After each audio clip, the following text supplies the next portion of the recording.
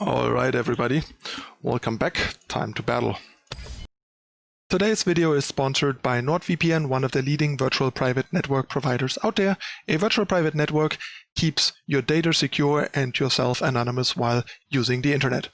NordVPN comes with super fast servers, allows you to unlock your favorite entertainment websites like Netflix. They provide a 30-day money-back guarantee. They also have an included cybersecurity suite, which acts as an ad blocker to boot. They don't lock any of your data, provide a 24/7 customer support, and you can use it on up to 6 simultaneous connections, so one account covers most or all of your electronic devices. And most importantly, they don't have any bandwidth limit, so you can use it non-stop without it getting throttled, which is particularly important for heavy users like us. It also won multiple awards and comes highly recommended by top technology experts. So if you're still surfing online without a VPN, now is the time to change that. Get NordVPN now, 70% off for a 3-year plan, including 1 month extra for free using the code ManuS or the personalized link in the description down below. And now on to today's content.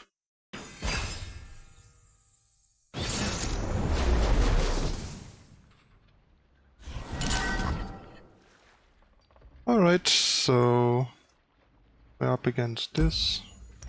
Turn on the music. I might actually keep all of this. I mean, sure, finding a 2-drop would be nicer, but it's not even guaranteed. But yeah, I think I'll just keep the whole hand. Don't hate that at all. Having these two against this deck is some robust presence. I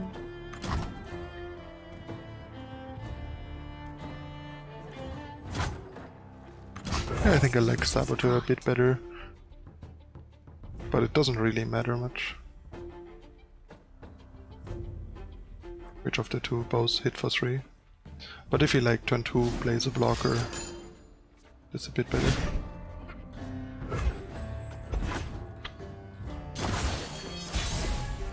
I don't know what this bad play was about, but it was a really bad play. Yeah, now we play Disciple, so if he has a deckhand, this is a bit better than the rear guard.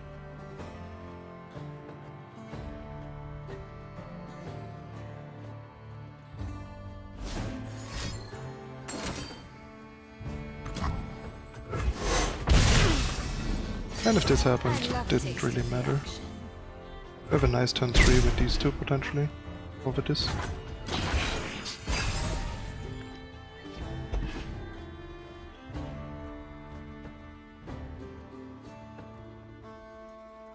Depends a bit on what the opponent does. Yeah, I think this is pretty alright here. Can't really stop that. Takes 4 and we can trade into this. I think this is a better block than with this, since this can't really be jumped by this, and also better against like Make It Rain to have around, or just if we draw more ping. Oh, damn it. That was so bad. I clicked through this. That was pretty devastating. Very sloppy.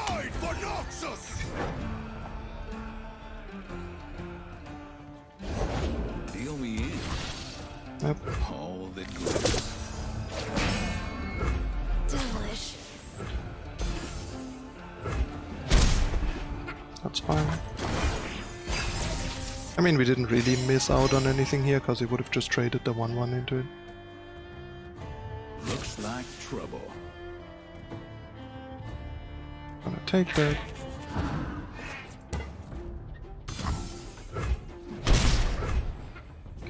And then I think we'll drop this. Nice selection. I think I actually like this a bit better here than this, because he has too much mana still to punish this, which I don't like.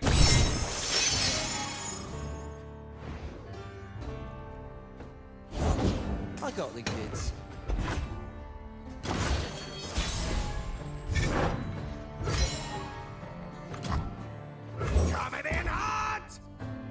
Let's just keep dropping stuff. There isn't really much he can do to punish us.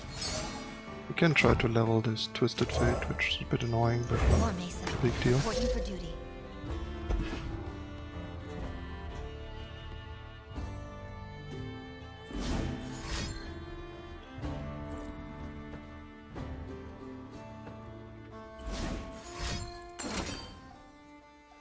That's alright. This hurts. We have another unit, so we get through for like a lot of damage to a point where this should win next time.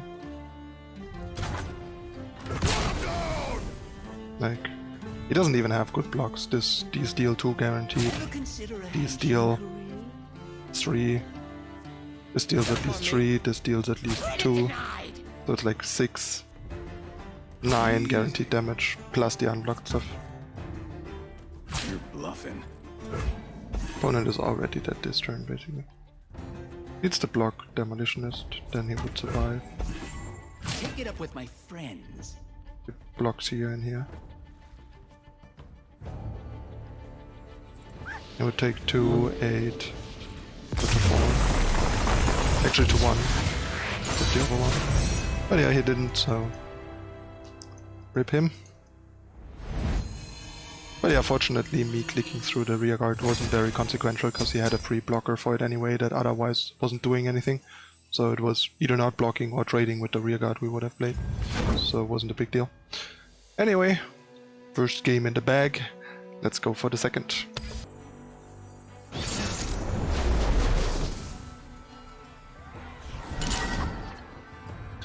Yeah, not gonna keep any of these, just want some early drops. As usual with decks like this, you want to maximize your chances of finding 1 and 2 drops.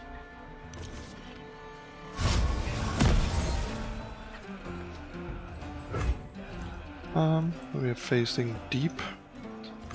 Once again, I like this better because they have dredgers. And there it is. So we get a damage in for the trade.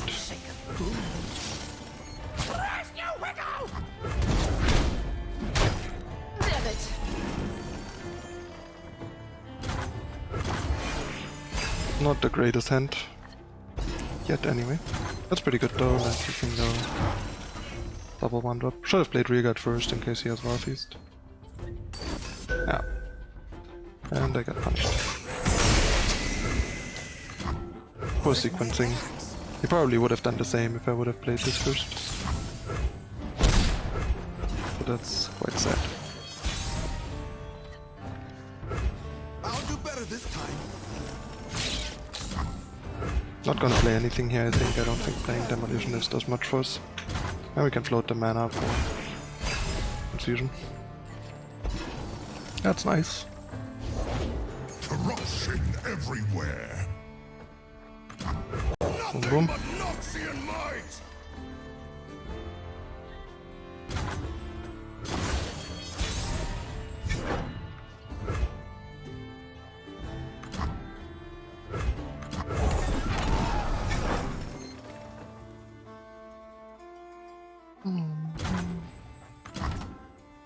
Interesting. Try anyone.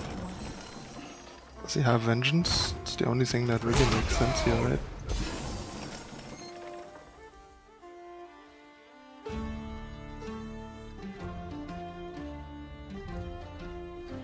But we're working towards a pretty good Harrowing to close out this game.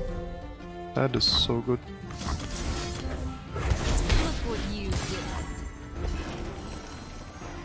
That is gonna hurt.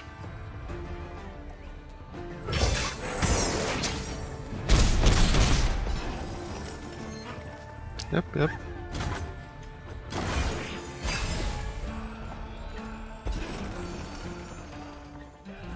And that's lethal, potentially.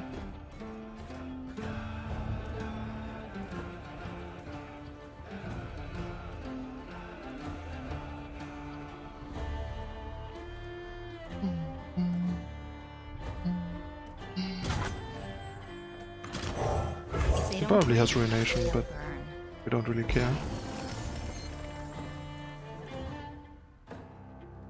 Given that he's dead if he does.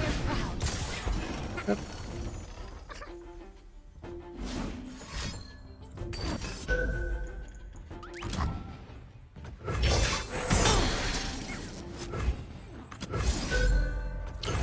Coordination, even pretty weird open pass.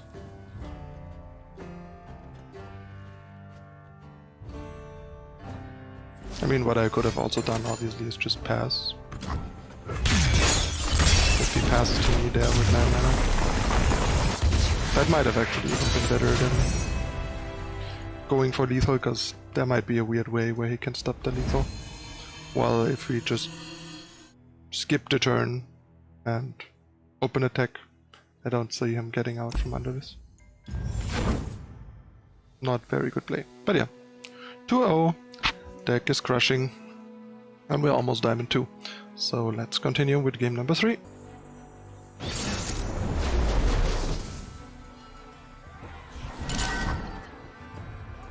Up against Karma Ezreal, that's a rare sight these days. Not gonna keep any of these cards, all not very conducive to our early game plans. That's a bit better, not great though. Let's hope we draw some more stuff to make it better. Like a 1-drop, nope. But yeah, you see, this is why adding a few more 1-drops doesn't hurt, because the deck really ideally wants one as often as possible. Now we got it 1 turn too late.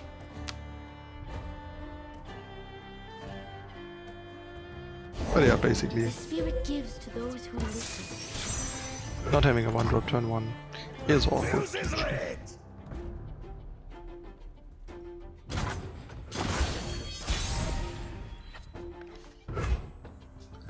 This is At any cost! a super awkward draw. Might be losing our first game here.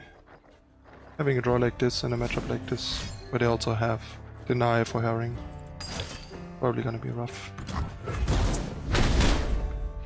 Boom. Done yet. No one's the I one. can only really play this.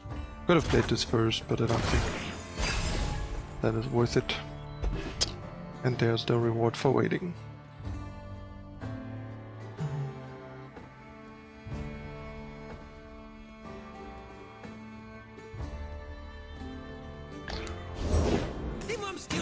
That's pretty great. That means he can't disrupt it.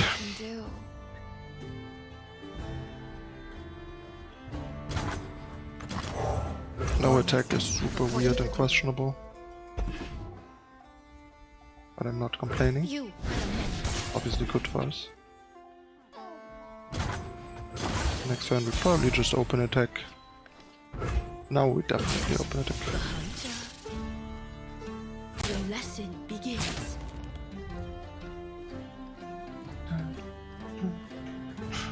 I don't even think I want to fervor here.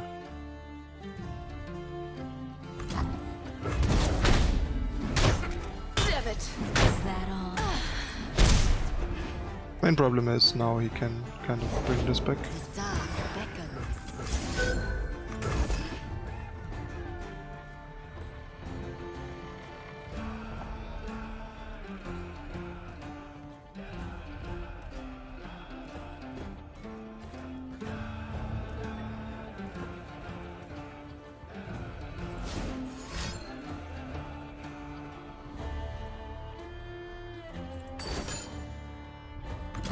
That is interesting.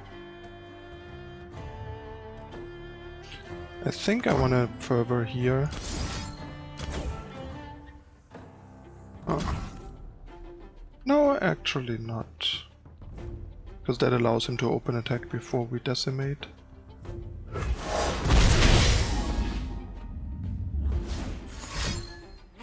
Was a very weird and kind of bad Mystic Shot, I think.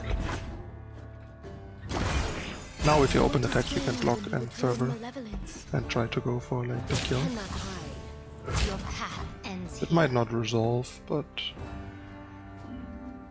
oh. That's not too bad given that we have Harrowing.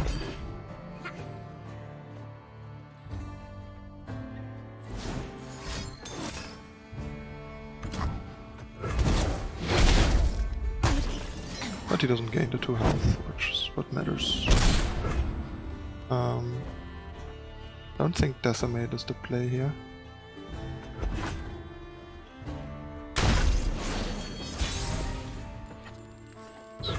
Curious that he didn't Mushroom Cloud there. It's a bit too weak still.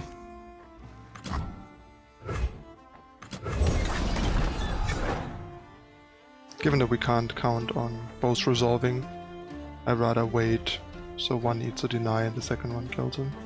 Because otherwise we could play one to make the second better, but that isn't really the case here. But yeah, I think we're not gonna quite get there. Maybe I should have played it more aggressively, like just further in response to the Mystic Shot. Let him gain 2, go to 6, decimate him, and then Harrowing, but the problem is we couldn't even have Harrowing, because we wouldn't have had the mana. It's kind of awkward.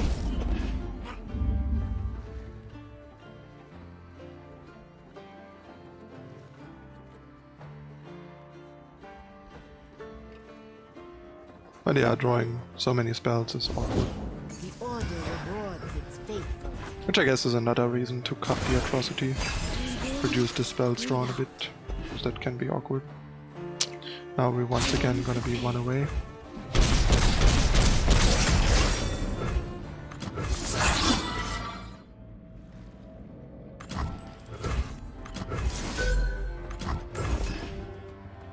Let's see if we can sneak out a victory somehow. Maybe he will deny this. Or maybe he won't and we draw something with Transfusion to finish him off past the deny. But that would require 2 units, so it's not really happening. Can't draw units, 2 units in one draw. Each hold a world within.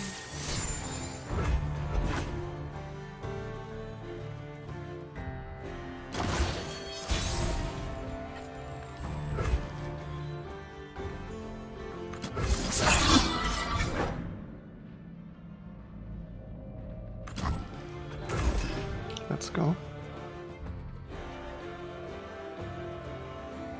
Would be very surprised if this resolves. Wow, it does. So we just win the game. That's cool.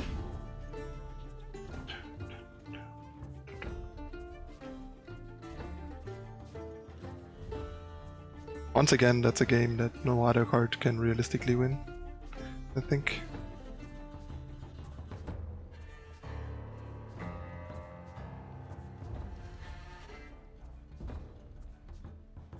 Actually, it's kind of a bad example. We got him pretty low here. Forget what I said. Doesn't really make sense. That's a bad example of the concept that I was talking about. Brain farted a bit there. But I hope you still get what I meant with that in the deck anyway. There are plenty of scenarios where the opponent's like 10, all you have left is 1 Harrowing, you have no board. The opponent has a bunch of units, you're about to die, and then Harrowing wins. Had plenty of games like that. And we got him, 3-0, sweet. With Diamond 2, here we go.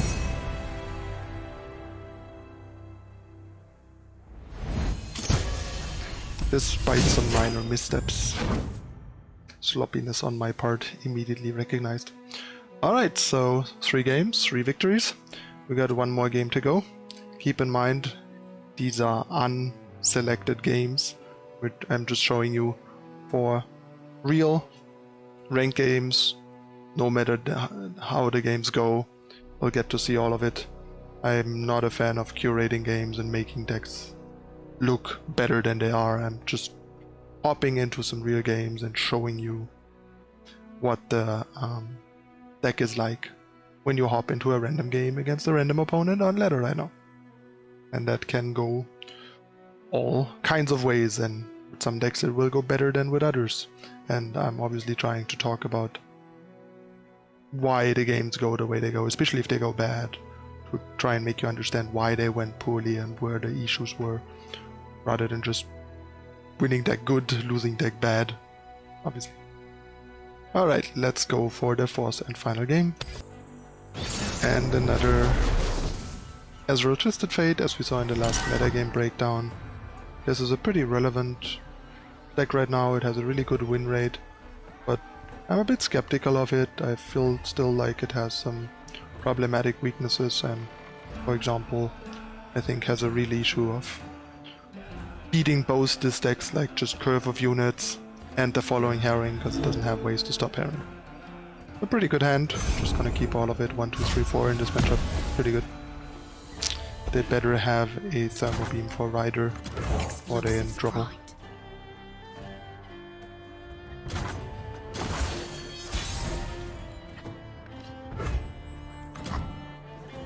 I'll try anyway. Let's do this. On 3 we can do this instead of this if we want to.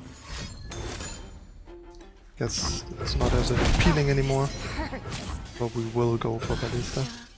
But yeah, if he has to beam my Disciple, that means he's not gonna beam my Basilisk Rider, which is a big problem.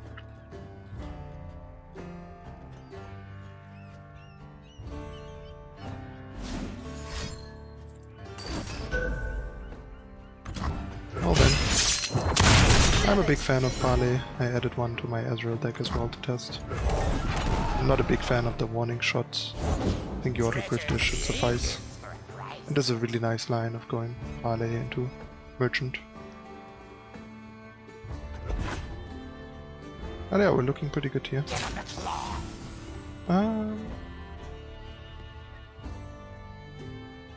Don't think I want to block here, because that means we won't get damage in, and him getting 2 damage in is kind of whatever in this matchup.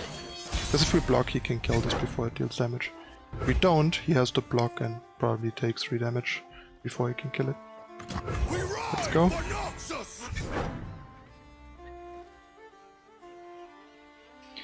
And as annoying as this card is, and as much as you want to kill it in a lot of cases with a lot of decks, in this matchup it's kind of trivial in comparison.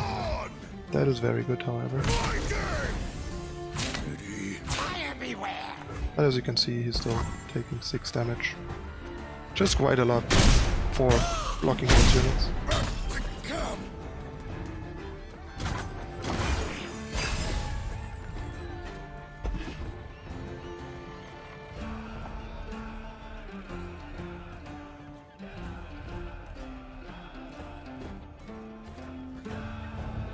Wall Transfusion, as you see, can sometimes be a bit awkward. It's still good enough, because it just makes it a bit more reactive in this deck than normal. Coming in hot! Sounds dangerous. I'm in. And here he will probably try and shoot the Ballista, which we then can stop with Transfusion.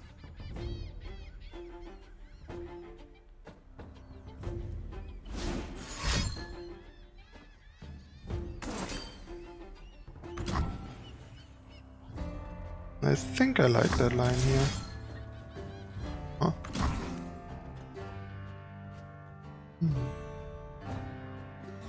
The thing is, he has 7 mana next turn, so we can protect Darius from a second beam.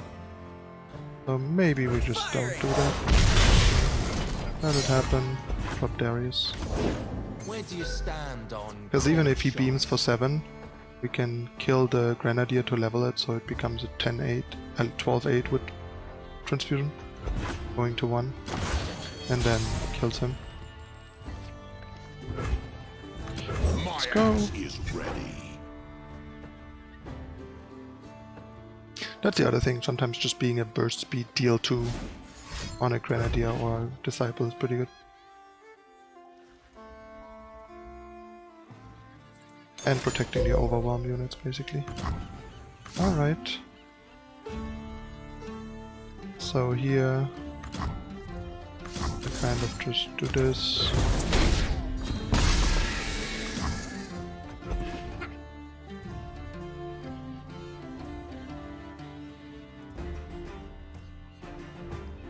And then attack, and you should be dead. -1 to be exact. Oh, actually exactly 0, because he can block with Ezreal.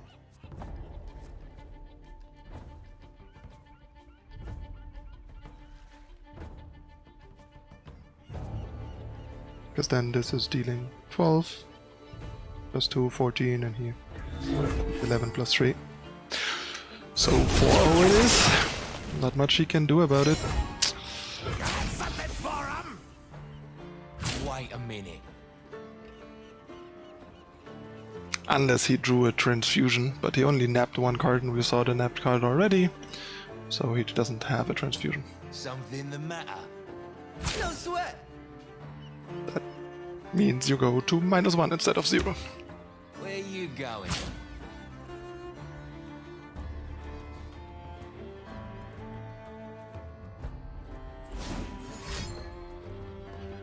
Pretty effective.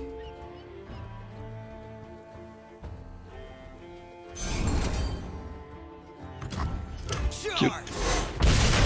Win. That actually keeps him alive. But it cost him 2 Azrael and 2 cards. And it's not like we are under time pressure. He also only has 3 cards left because he didn't get to use the Pultra card. So there's so much that went wrong for him there basically.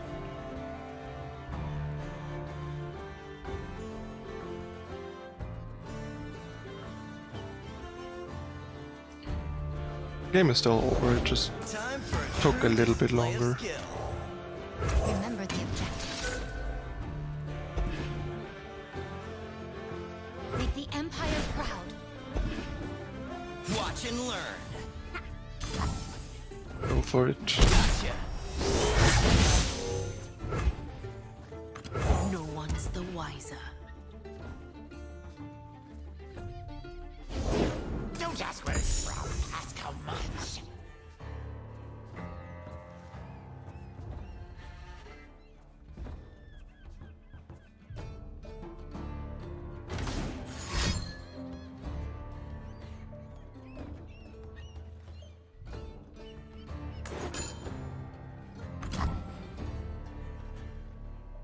Alright, Firing. no need to go for anything here, we just open a deck.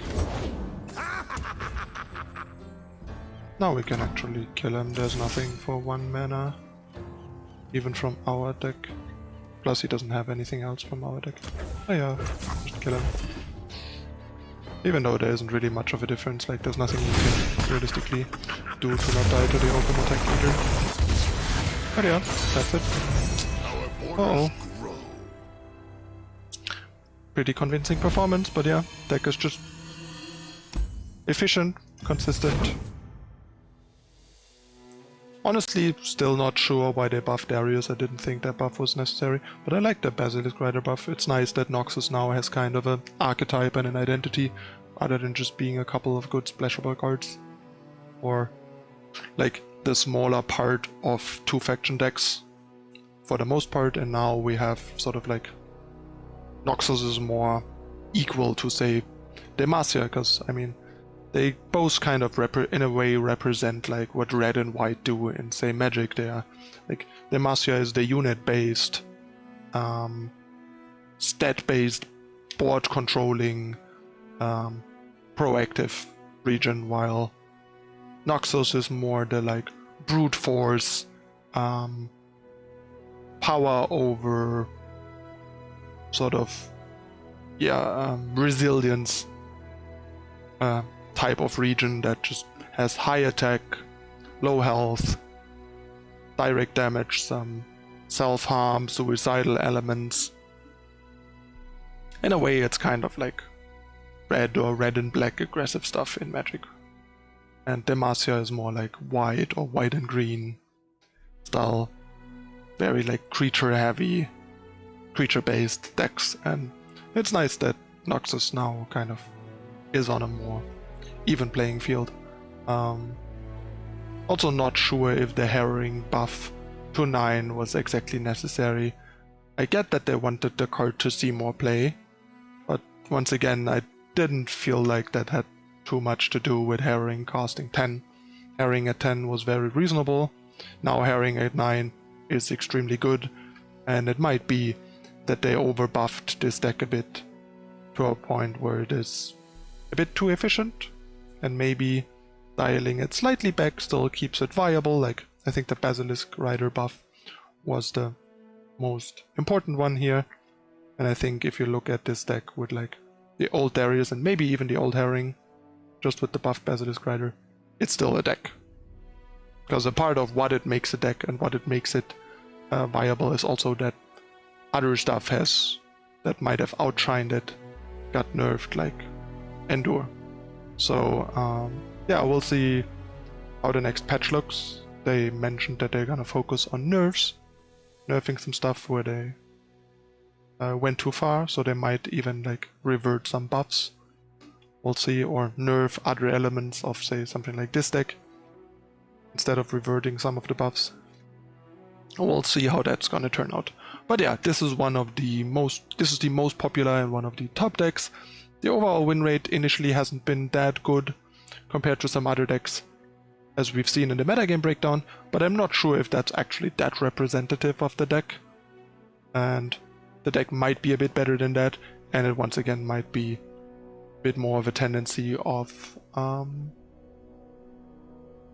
not as many like high skilled Masters players playing decks like this, because they don't like them as much for some reason.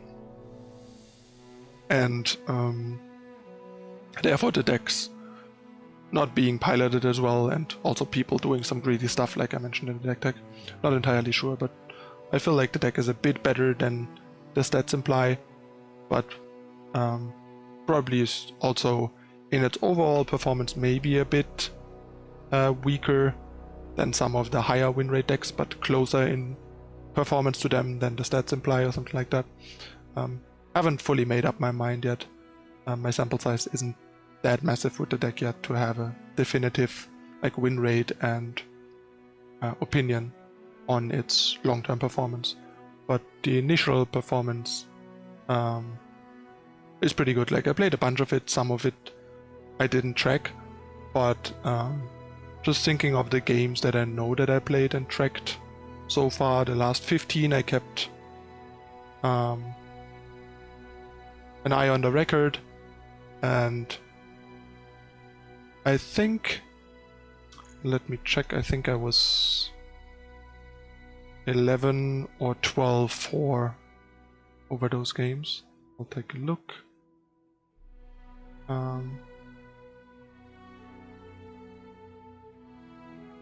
Let me check that out. Yeah, 12-4 actually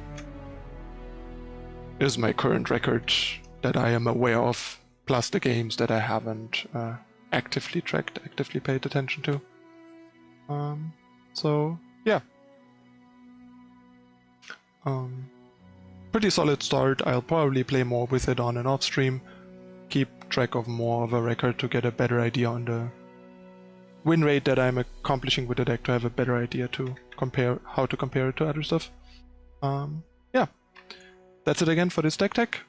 Hope you guys enjoyed this look at one of the more mainstream and established decks, and diving a bit into the details and of what to do and not to do, and how to yeah, min-max and fine-tune an established archetype, because there's still some small stuff to get right and do better than some other people to get an edge and perform better and more reliably.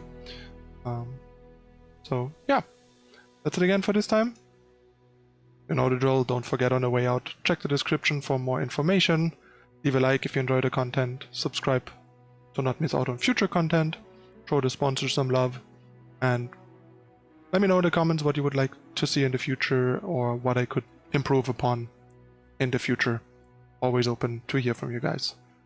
Thanks for watching. I'm your host ManuS. I'll see you next time. Bye.